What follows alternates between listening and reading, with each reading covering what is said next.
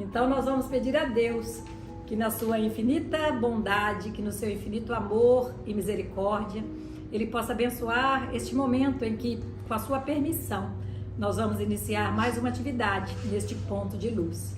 Nós vamos falar com Deus o quanto temos a certeza de que Ele sabe das renúncias que cada um de nós teve que fazer para estarmos aqui agora. Quantas coisas nós tivemos que abdicar, quantas escolhas nós tivemos que manter firme para continuarmos neste caminho do aprendizado, do autoconhecimento, da compreensão desta doutrina abençoada que tanto abre as nossas portas para o mundo, nos dando força, nos dando entendimento, nos dando coragem, resignação, resiliência, e assim nós vamos caminhando, sabendo que quanto mais o Senhor nos concede de entendimento, de ensinamento, de conteúdo doutrinário, mais nós seremos cobrados no nosso dia a dia, nas nossas ações, nos nossos testemunhos. Então nós agradecemos, Senhor, pela oportunidade de aqui estarmos.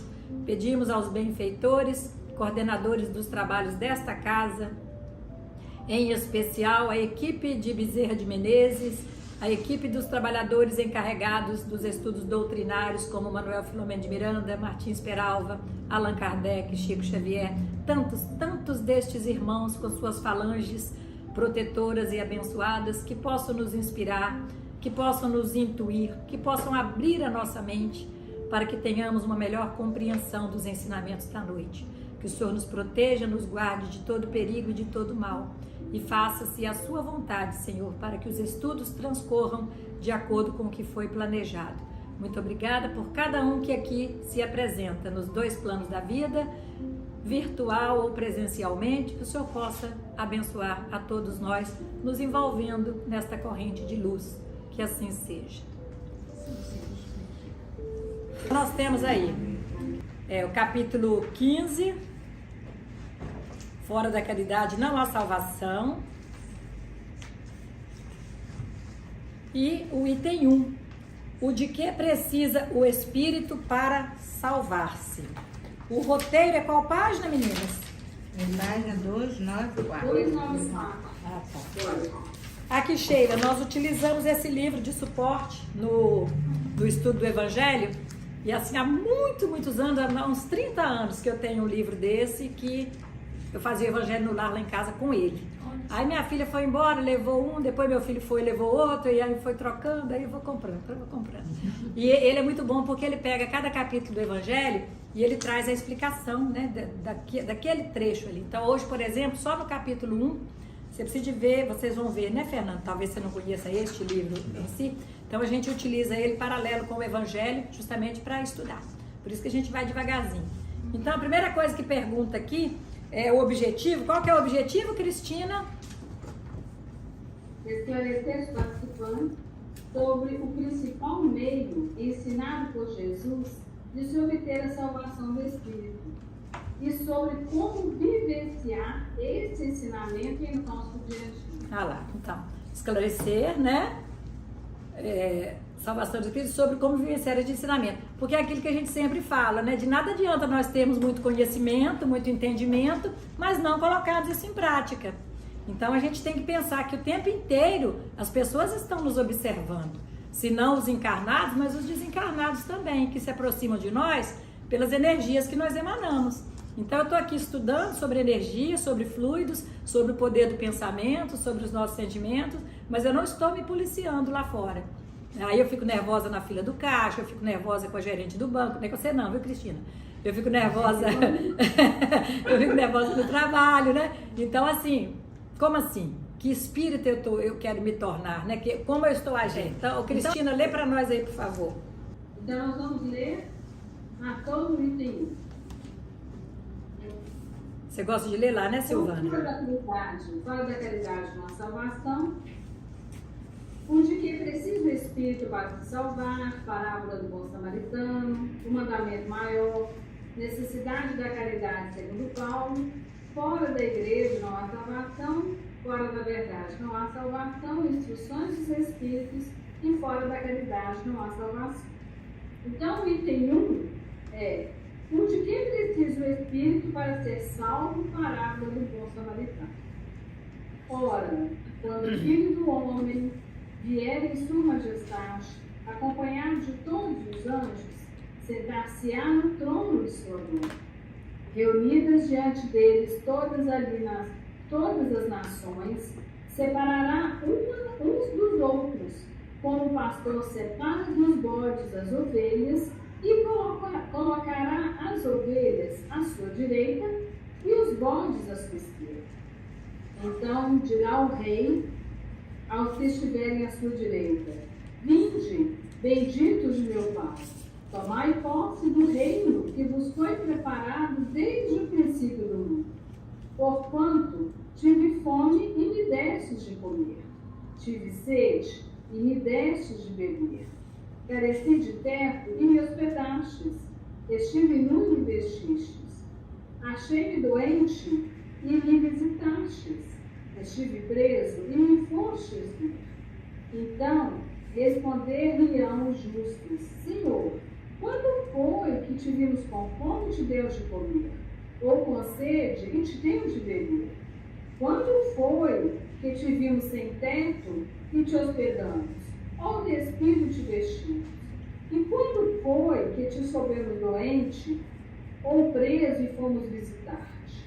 O rei lhes responderá: Em verdade vos digo, todas as vezes que isso fizestes a um destes mais pequeninos dos meus irmãos, foi a mim mesmo que o dirá em seguida aos que estiverem à sua esquerda: Afastai-vos de mim, malditos, ide para o fogo eterno, e foi preparado para o diabo e seus anjos. Porquanto tive fome e não me destes de comer, tive sede e não me destes de beber, precisei de teto e não me agasalhastes, estive sem roupa e não me vestistes, estive doente e no cárcere e não me visitastes. Também eles replicarão: Senhor, quando foi que te vimos com fome e não demos de comer, com sede e não te demos de beber, sem teto ou sem roupa, doente ou preso e não te assistimos? Ele então lhes responderá: Em verdade vos digo, todas as vezes que faltastes com assistência a um desses mais pequenos, deixastes de tê-la para comigo. E estes irão para o suplício eterno e os justos para a vida eterna. Mateus, capítulo 25, versículos 31 a 45. Aí no roteiro a pergunta primeira, Aidil: a que fato faz Jesus referência no início desse texto? A época em que a terra deixar de ser um mundo de provas e expiações, portanto inferior, para ser um mundo melhor, no qual o egoísmo e o mal não sejam a tônica. Nessa oportunidade, os maus serão afastados para mundos inferiores, tornando-se reais as palavras: Bem-aventurados os brancos e pacíficos, porque possuirão a terra. Quando o Filho do Homem vier em sua majestade, separará uns dos outros, como o pastor separa dos bodes as ovelhas, e colocará as ovelhas à sua direita e os bodes à sua esquerda. Nas palavras de Jesus há uma ideia dominante: a da felicidade reservada ao justo e da infelicidade que espera o mal. Exatamente, é o momento que nós estamos vivenciando, né? Que fala-se da separação do joio e do trigo. Então, muitas vezes é necessário que haja, como Jesus disse que gostaria de colocar fogo e que esse fogo queimasse logo. Para quê? Porque com o fogo existe ali a depuração. Mas o processo que passa pelo fogo é um processo doloroso, mas é necessário. Então, o que nós estamos vendo hoje, nos últimos...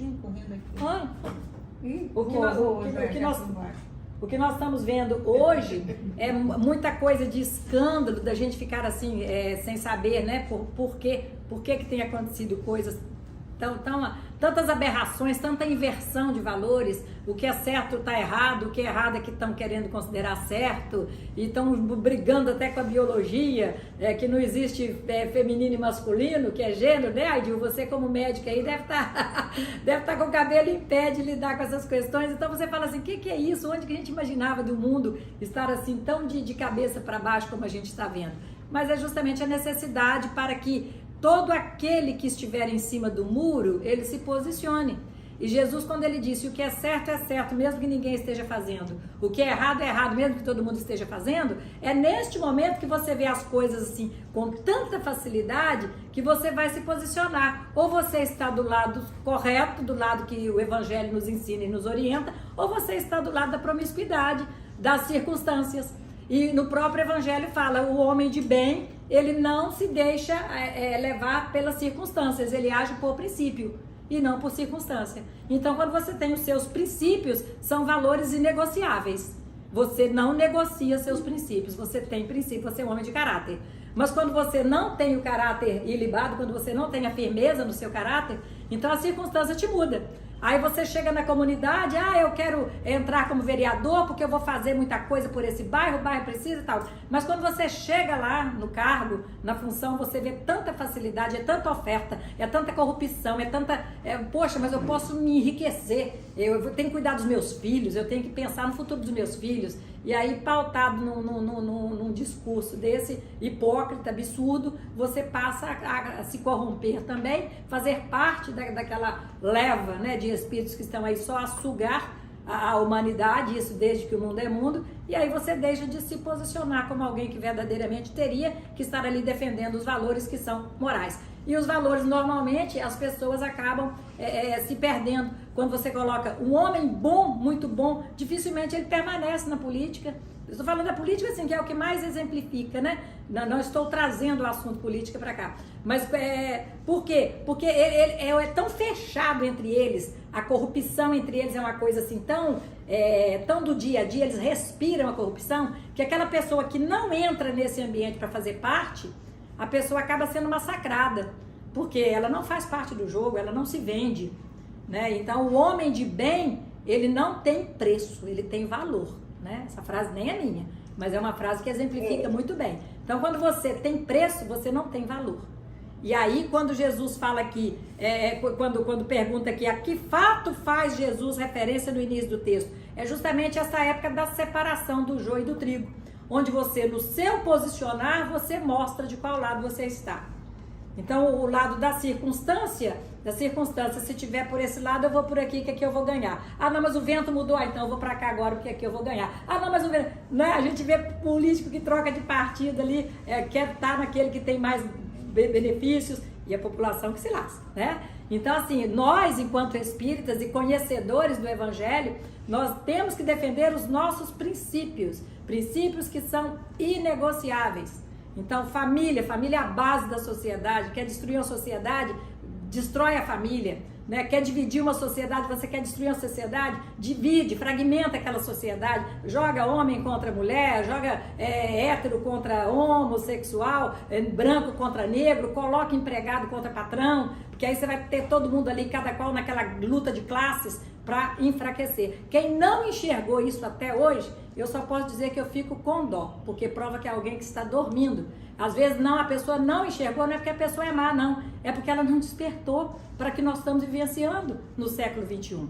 Eu falo para vocês com toda a propriedade que quando eu era mais nova, eu pensava assim, meu Deus, nós estamos caminhando para um mundo tão lindo, o mundo é maravilhoso, porque a nossa juventude, quem já, não você, viu, Sheila, mas quem já cruzou o Cabo da Boa Esperança, a gente sabe que a nossa juventude, a nossa infância, a gente sonhava, a gente, né, era uma coisa assim, era tão lúdico, a gente tinha tanta pureza nas relações, eu imaginava um mundo tão maravilhoso que a gente ia viver para o futuro, para os netos e tudo, e hoje, sinceramente, eu vejo o que é isso, eu nunca imaginava de nós estarmos vivenciando, mas quando você percebe que isso é necessário, porque às vezes só com a sacudida ali é que o outro vai acordar, né? Só quando tiver ali, vamos dizer, com a bota do comunismo ali esfregando a cara dele no chão, é que ele vai perceber o quanto que a nossa liberdade custou caro e que a omissão dele contribuiu para que nós a perdêssemos.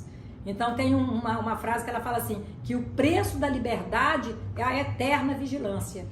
Então nós temos que estar vigilantes a tudo, inclusive com a nossa doutrina espírita, inclusive com a nossa fé, porque se infiltram muitas pessoas no movimento, como aconteceu com as igrejas católicas, com a evangélica, a infiltração lá porque eles perceberam que não adiantava ficar pregando abertamente a ideologia que eles queriam implantar. Então entraram em ideologia completamente pervertida, mudando completamente a forma de lidar com a religião, de lidar com as coisas espirituais. E aí pronto, aí já era, é game over. É como fazem nas escolas, é como pegam as nossas crianças e estão querendo ali já mudar o sentido da criança. Inclusive agora um livro de uma pedagoga que escreve para crianças, colocando lá que todo problema de bullying, de baixa autoestima da criança, a culpa é dos pais, que desde a infância fazem bullying com a criança. Então imagina o que não fica na cabeça desta criança que está crescendo com este pensamento, de que os pais são o culpado de todos os problemas que ela vem a ter.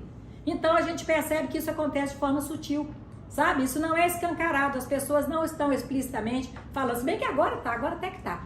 Mas a gente vê o quê? Separação do joio e do trigo, separação do bode das ovelhas, separação daquele que está buscando o que é certo, o que é correto, o que Jesus vem ensinar, e daquele que está se desviando. Se desviando completamente e querendo arrastar com ele multidões, porque uma coisa é você respeitar a opção do outro, uma coisa é você respeitar a forma que o outro quer viver, a outra coisa é o outro querer te obrigar a viver assim também, a bater palma, aplaudir, pelo amor de Deus, né? Pelo amor de Deus. Então, você acha que a nossa vida, nós temos que lutar pela nossa liberdade, porque Deus nos fez livres, Deus nos criou livres e nos deu livre arbítrio. Então, com livre arbítrio, nem Jesus violentou o livre arbítrio de ninguém. Então ele falava, você quer o reino de Deus? Então vai, vende tudo que tem e segue.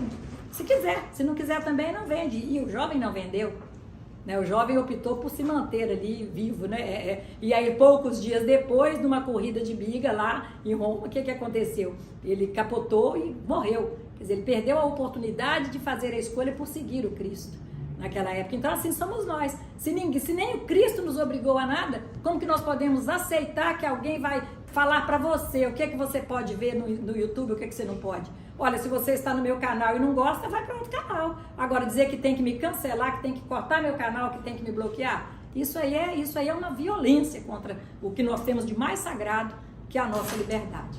E no meio entre quem está se posicionando, tem uma camada muito grande quem não posiciona. Sim. É muito grande. Sim, sim. A gente vê pelo ciclo de amizade, quando você lança um assunto para se comentar, para conversar, a pessoa não está sabendo de nada. Sim. Então, aí você fala assim, gente, eu já escutei isso.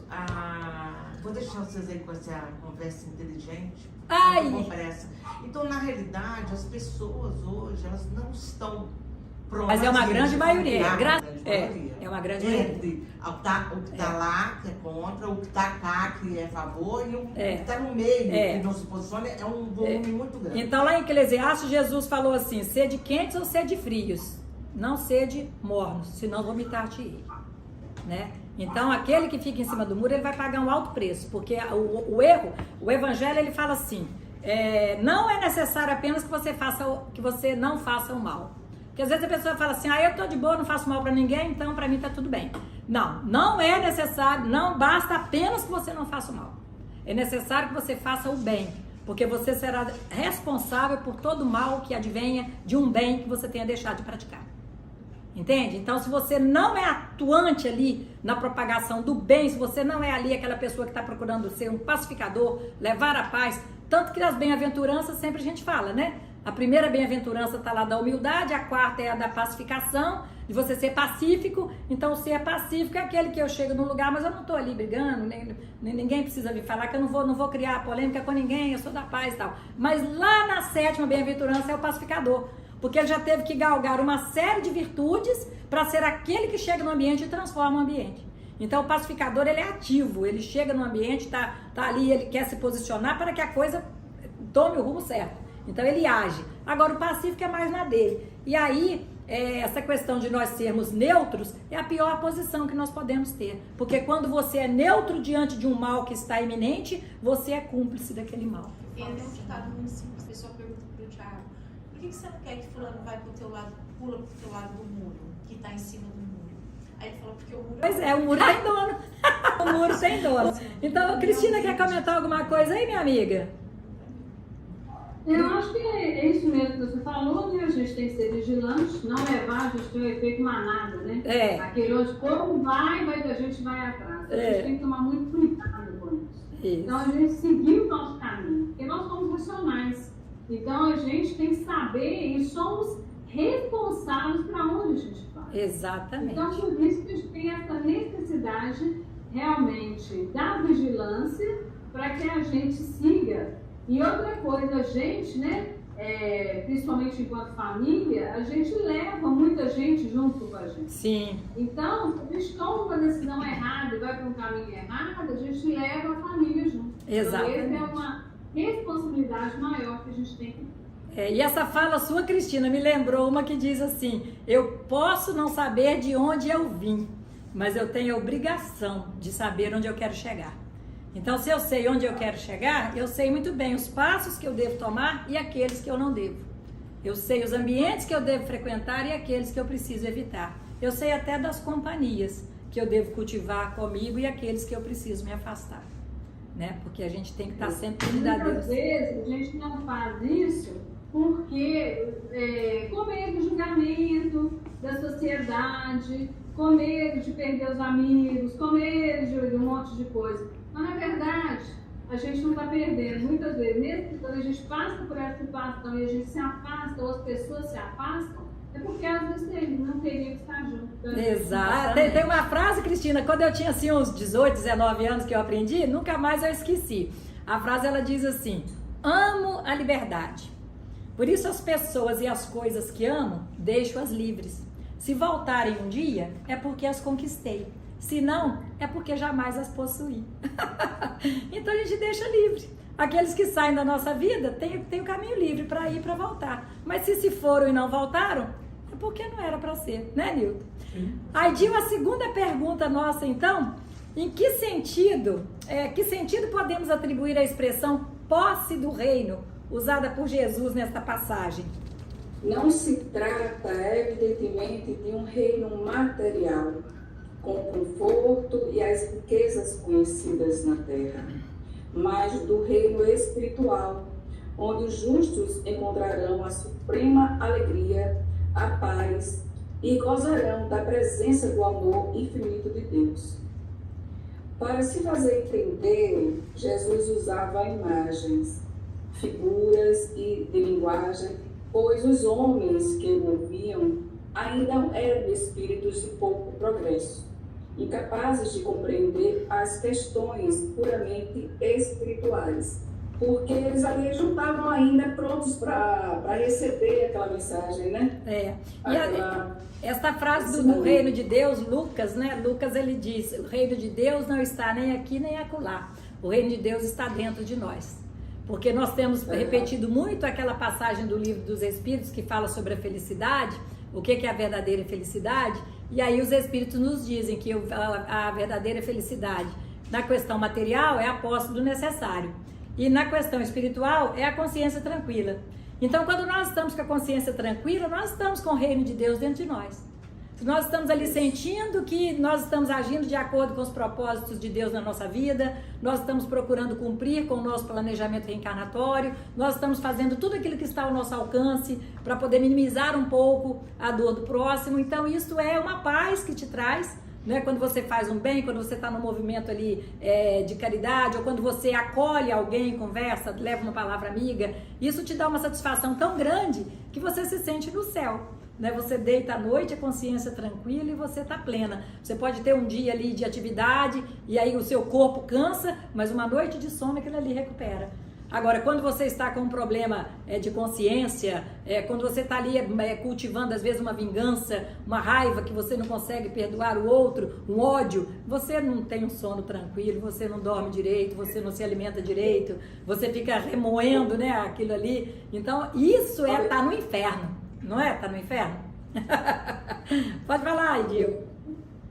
Você falou aí de princípios, né? Sim. Então, eu vejo quando a gente tem princípios, a política, como você colocou aí, ela se encontra em todos os locais, não é só naquela costa lá da Assembleia e tudo mais. Ela se encontra em casa, no trabalho, né? Então, assim, estamos ali diante de um movimento onde, se não estivermos princípios, né, sujeito a entrarmos Se corrompe, né? Que corrompe. Entende? Então, é por isso a necessidade da vigilância, de estarmos sempre buscando se encontrar com a palavra do Mestre, que Ele nos ensina, Ele nos mostra o caminho. Então, cabe a cada um de nós estarmos assim, atentos ao movimento da vida, né? Então, eu vejo que esses princípios é necessário, estão em nós. O reino de Deus está em nós. Isso aí é profundo, né? Não é? E a número 3, quase que completo o que você está falando aí, Aidil. Olha aí. O que fizeram os justos para merecer o reino prometido? Quando foi possível e esteve ao alcance de cada um, atenderam às necessidades básicas de seus irmãos dos seus irmãos mais carentes. Necessidades de alimentação, habitação, vestuário, saúde e conforto moral. Alimentar os famintos, dar água aos sedentos e teto aos desabrigados.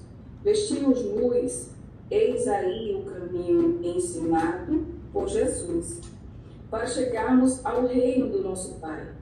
O conforto moral e espiritual também é uma necessidade humana, pois nem só de pão vive o homem. E aí eu passo para você, Aidil, para você complementar e depois a Cristina comentar. Você como médica, você está aí no seu consultório atendendo pessoas que chegam com problemas do corpo. Mas quantas doenças a origem está lá na alma, né? E você não pode ter aquele olhar frio de só receitar um antibiótico, um anti-inflamatório. O que você faz?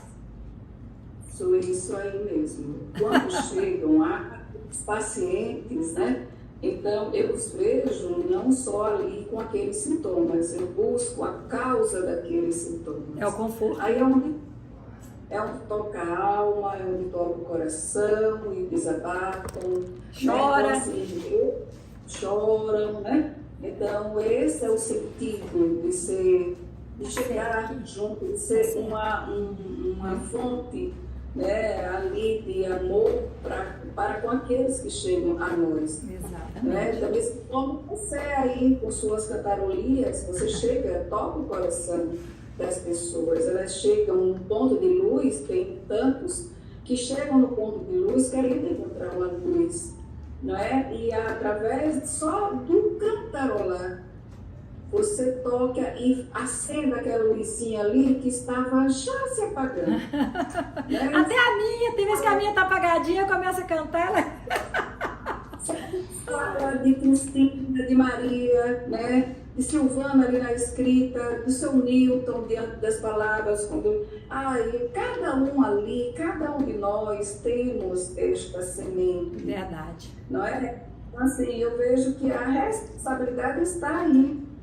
Não é? A responsabilidade está aí. E diante da sua pergunta, uma palavra que eu dirijo àquela pessoinha que chega ali com os sintomas, uma palavrinha já ameniza a dor, que é o entender, que é o acolher, entende? Então isso aí eu vejo que seja o nosso papel aqui, né? Todos nós, aquela que a gente passa e vê ali, eu quero uma comidinha, aí a gente, não tem hoje não, né? Então aquele serzinho ali, só a atenção que dá para ele, nossa. Já faz a diferença, né? É engraçado que as pessoas estão tão carentes. Mas fala mais alto um pouquinho. Eu tô falando que as pessoas estão tão carentes de um colo, de uma palavra, né? De alguma coisa que toca o coração delas, porque assim, tá todo mundo muito mudado, né? Eu acho que teve uma mudança aí que a gente não percebe quando aconteceu, mas uma mudança no ser humano. E quando você chega e traz uma palavra de carinho, uma palavra de conforto, é impressionante como a pessoa fica agradecida. Sabe? É como se você estivesse dando para ela, sabe, a coisa mais importante na vida dela naquele momento. Que ela tá triste, que ela tá chateada. E aí você tira aquele tempinho que seja curto, mas conversa um pouquinho. Enxerga ela, né? Enxerga. Enxerga, porque às vezes a gente não enxerga. Né? E assim, o carinho, gente, nossa senhora, acho que as pessoas estão precisando demais de amor. Porque parece que o amor assim, sumiu de família, sumiu de irmãos, sumiu. E não tem aquela coisa, aquela união que tinha antes. Então acho assim que se a gente pode levar uma palavra de carinho, uma palavra que vai ajudá-la a ser melhor naquele momento, né? Porque a gente não está do lado o tempo todo, a gente tem que fazer isso. Cristina, finaliza para nós aí, minha amiga. Nós vamos deixar as outras perguntas para a próxima terça-feira, que nós temos o Livro dos Espíritos, né? Mas qual o seu comentário final aí sobre este tema do Evangelho? O que é preciso o Espírito para ser salvo? Tudo começa pelo lado espiritual, né? Então a gente tem o lado bom e o lado ruim. Então quando a gente está bem espiritualmente, está bem com a gente mesmo, a nossa imunidade melhora, a gente não passa mal, a gente não tem grandes problemas, então, fisicamente. E a gente também não busca grandes coisas. Por quê? Porque se eu estou bem, eu não vou precisar consumir, eu não vou precisar comprar, eu não vou precisar mostrar para ninguém que eu estou feliz. Eu não preciso ir para minha rede social para mostrar que eu estou bombando. Não tem essa necessidade, né? Agora, quando a gente não está bem, aí a gente começa a fazer um teatro para a sociedade, porque a sociedade não pode nos ver por baixo, e a gente começa a fazer um teatro que a gente está bem. Aí a gente começa a consumir, a gente começa a preocupar mais com a roupa que eu vou vestir, com isso que eu vou fazer. Eu tenho que mostrar para todo mundo que eu vou viajar, eu tenho que tirar minhas poses na internet, né? Eu tenho que alugar meu iPhone para eu sair no final de semana. Alugar iPhone, misericórdia. Não é? Eu tenho que comprar uma bolsa falsificada para falar, para mostrar uma réplica, para mostrar para todo mundo que eu tenho uma bolsa de 50, de 100 mil.